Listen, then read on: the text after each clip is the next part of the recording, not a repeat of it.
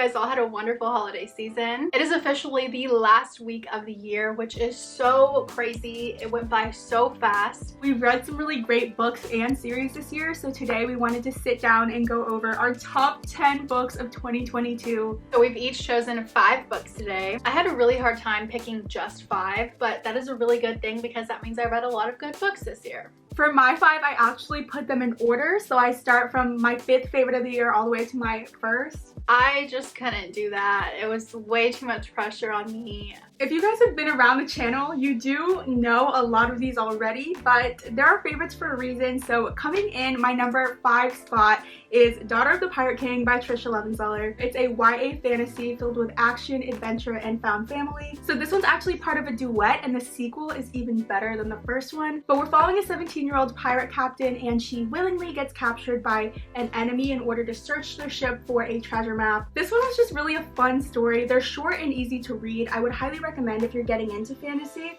or just want a really fun adventure-packed book. I just really love the characters in the story. This is one of my more memorable books from this year, so I had to include it today. Since mine are in no particular order, my first one is going to be one that's kind of similar to that one, which is Fable by Adrienne Young. Same kind of story. It's a YA fantasy dealing with pirates, and the setting is revolved around the ocean. The story is about a girl who gets abandoned on an island, and pretty much the whole time she is just trying to survive and get back to her father. So much more than that though. That's just a cute little quick summary. And I will say, when I first started this book, I was a little worried because I've never read a book that deals with pirates and like the ocean, and I didn't know how I was going to take it, but I actually really enjoyed it. I was completely immersed in the story. The found family I just adored so much. I also love the ending of this book. It ended on such a cliffhanger that I immediately wanted to pick up the next one, which is everything I would want in a duology. Since I love this one so much, I am really interested in reading The Daughter of the Pirate King, since it sounds very similar. So I'll probably get that and read that next year. So coming in my 4th place spot, we have The Bridge Kingdom Duet by Danielle L. Jensen. I don't actually own this book yet somehow, but I definitely need to get it since it is in my top 5.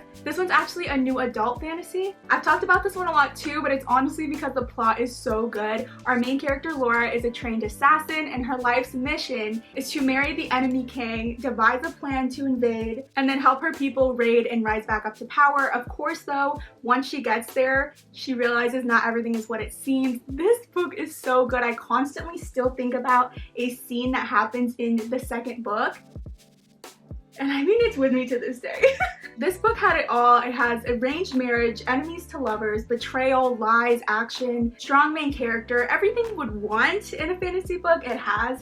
And since they're so short and easy to read, I feel like everyone should read it. I remember really liking this author's writing, so I do want to read more of her books. But that is my 4th place spot. So good. I would honestly read it again. My next book, I'm actually kind of surprised that it's in here. At the beginning of the year, I said I do not enjoy this trope, and this one was the exception. So this is Before We Were Strangers by Renee Carlino. So this was a missed connection, second chance romance, right person, wrong time. There was not much miscommunication. The things that happened, it was understandable, everything was plausible. She's just built different. Yeah, it's just better. So basically this couple met 15 years ago in college, and then life just happened. We lost touch this summer after graduation when I went to South America to work for the National Geographic. When I came back, you were gone. A part of me still wonders if I pushed you too hard. So now it's 15 years later and they end up running into each other. I guess you gotta read it to see what happens. But I really enjoyed this one. I gave it a 4.5 stars. I would have given it a 5 stars, but something in the end did make me upset, and I wish the author didn't go in that route, but I still really did enjoy this story. There were so many different emotions I felt while reading this book. I definitely cried so many times. There's also really good quotes in here, so overall it's just a really good story. I think I'll always recommend this book to anyone. Here you go. Read it if you want. I find myself constantly thinking about this book and the characters, so I had to include it today. You guys, we're in the top 3 now, and all 3 of mine are series. So my 3rd place spot, you guys knew it was coming. It's The Zodiac Academy by Caroline Peckham and Suzanne Valenti. Do I understand why people read the first book and hate it? Absolutely. but do I think it's worth it to continue reading the rest of the series? Absolutely. Supernatural bully romance, magic, rivalry, slow burn, forbidden love, the list goes on and on. After living their whole lives in the mortal world, two twin sisters find out they're actually fae, and they have to learn how to harness their power while trying to defend their throne from the four heirs trying to steal it. Again, I do want to reiterate, this is a dark romance series at the end of the day, even though there are a lot of fantasy elements.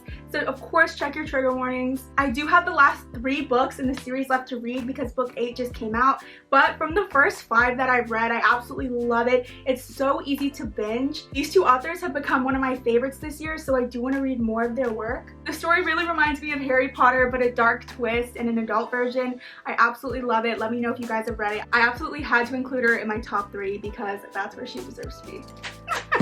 Okay, rhyming. This next one I really did love so much, and I can't believe I read it this year. It feels like forever ago, but it is The House on the Cerulean Sea by TJ Klune. This one, I will start crying right now. It was so good. This story was so beautiful and wholesome. I was crying, but it was mostly happy tears. It really put me in like a light and happy mood. We follow a man named Linus who is sent to this magical island to oversee the well-being of these magical orphan children. I do like here at the bottom it says, "The House on the Cerulean Sea is an enchanting love story, masterfully told about the profound experience of discovering an unlikely family in an unexpected place and realizing that family is yours." I will seriously cry right now. It's so beautiful. If you're looking for a nice, wholesome story so you can feel something, this one is it. Okay, we're in our top 2, you guys. And if you thought my last one was mainstream, buckle up because I hate to say it, but everyone was right, you guys. My second favorite series of the year was Throne of Glass by Sarah J. Maas. She just does the dang thing, you know?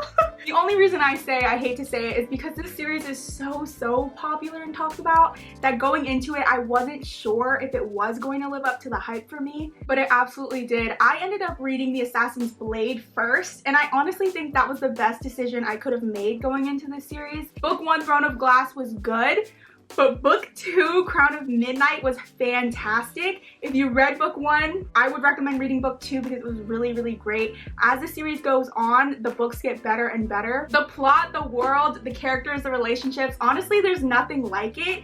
And we felt that way about ACOTAR, but after reading this one, I honestly feel like that series doesn't even hold a candle to it. Whoa. The only reason it's not my #1 spot is because I'm still currently reading the last book in the series, Kingdom of Ash, and I don't know where it's gonna go or how it's going to end. I'm sure it's gonna be amazing. I felt like the #2 spot is where it needs to be. It's so good, you guys. Everyone was right. All the hype you see about it, it's well deserved. Try to read it if you haven't already. It's one of the best fantasy series I've read so far. I know I haven't read too many, but this one sets the bar high. The camera stopped at some point, and we don't know when that was, but we're gonna keep rolling. Just know I love Throne of Glass. That's it. That was basically everything you need to know. Okay, this next one here, this one is no surprise because all of this year I read nothing but Taylor Jenkins Reid books, and man, did she did she do it?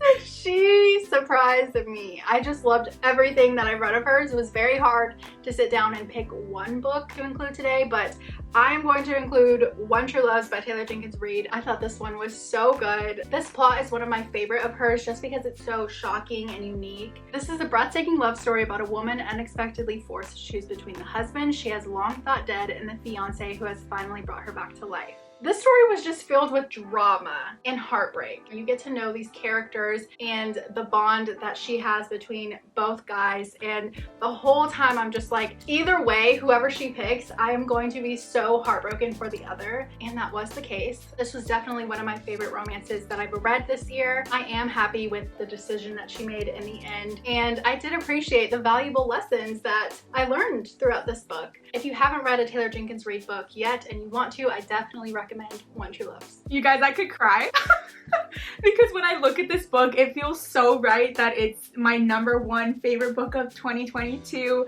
And you guys guessed it, it is the Mind F series by S.T. Abbey, the late C.M. Owens. Every time we do one of these videos, I'm always mad at myself for not summarizing and selling this book as much as I want to. It's just hard to put it into words. but this book was just so incredibly good. Technically, this is a series compiled of 5 books, but they're each under 200 pages and they read so seamlessly, so I just consider it one book. On the outside, you do know it's a darker story about a woman who is a serial killer, and she ends up dating an FBI agent who is unknowingly working on her case, trying to solve these murders. It is a romance, but also the romance is just the tip of the iceberg. You also have the action, and that's where the thriller aspect comes. You also have the suspense because the whole time she's trying to dodge the feds, and you never know, like, is she gonna get caught? Is he gonna find out? But then at the root of the story, you have this huge, insane mystery that is so insane and terrifying and heartbreaking, but it is told so well. I can never and will never get over it. If you have read it, you know what I'm talking about, but if you have no idea and you're interested,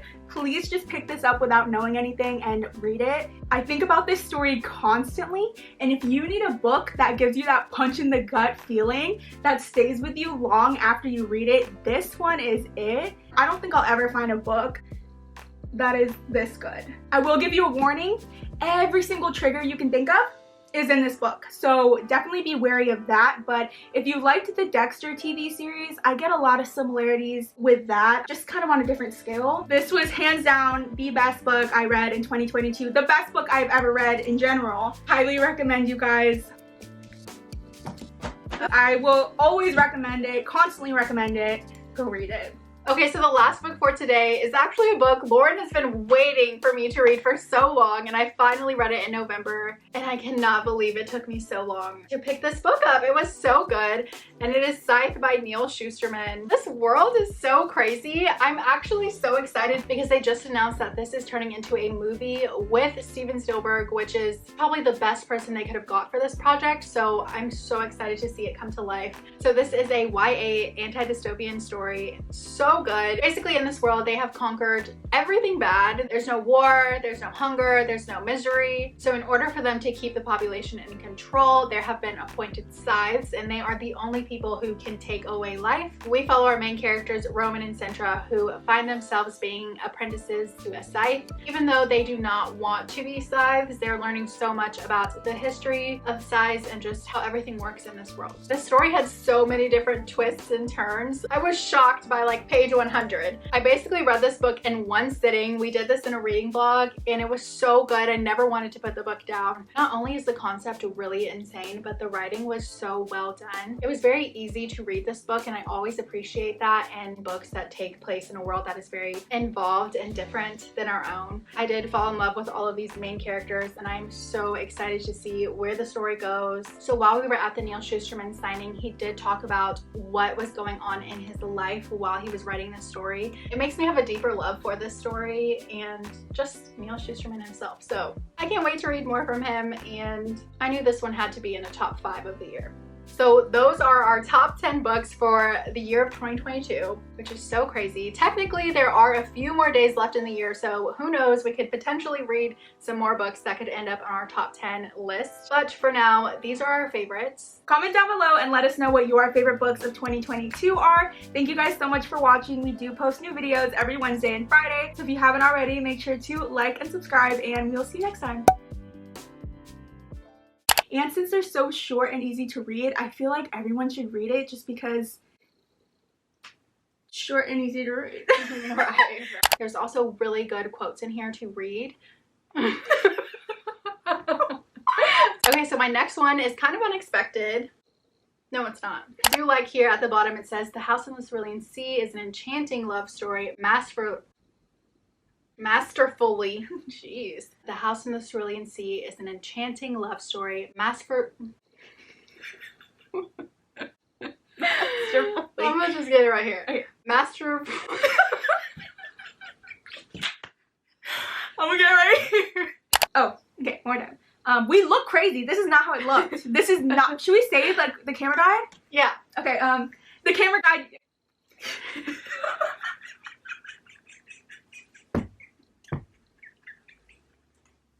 It's time to wrap it up. Breathe. Okay. The tip. Never mind. No.